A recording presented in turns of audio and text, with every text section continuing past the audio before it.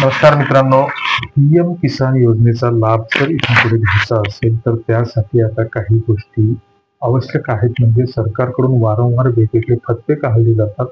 हा कागद जोडा, तो कागद जोडा, कधीही केवायसी करा, कधीही केवायसी करा, कधी केवायसी करा आणि काही काही सोंग सरकारकडून आणले जातात. त्या सोंगांचा विचारच न केलेला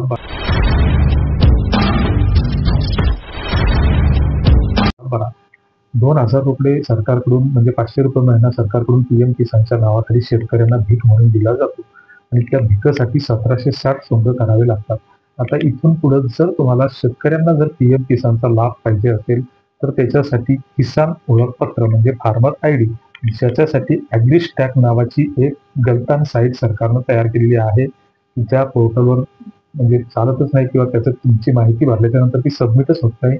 त्यामुळे आतापर्यंत केवळ 10% शेतकरी फक्त त्या साईट्सवर आपली नोंदणी करू शकले आहेत आणि याची आम्ही वारंवार पडताळणी केली असता ती साईट्स कुठलं तरी कारण सांगते, तर चुकीची माहिती डिस्प्ले करते आणि ती कुठेतरी लॉग आउट होते किंवा चालतच नाही आणि त्याच्यामुळे शेतकरी सगळे त्रस्त झाले आहेत, परेशान झाले आहेत.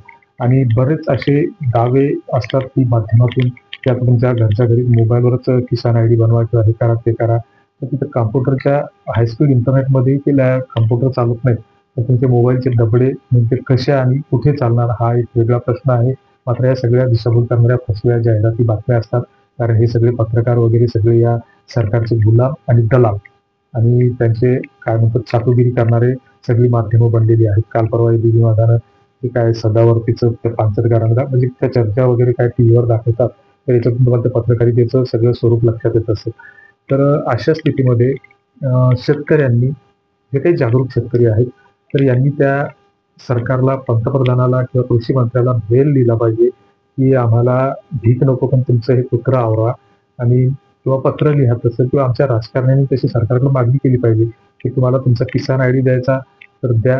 आधार सारखे तुमचे गावोगाव कॅम्प लावा. सरकारी यंत्रणा आहेत ती कामाला लावा. आमच्या शेतकऱ्यांनी कामधंदे सोडायचे, ऑनलाईन सेंटरवर जायचं, त्याच्या 100-200 रुपये द्यायचे, दिवसभर तिथं बसायचं आणि ती फार्मर आयडीची साईटच चालत नाही.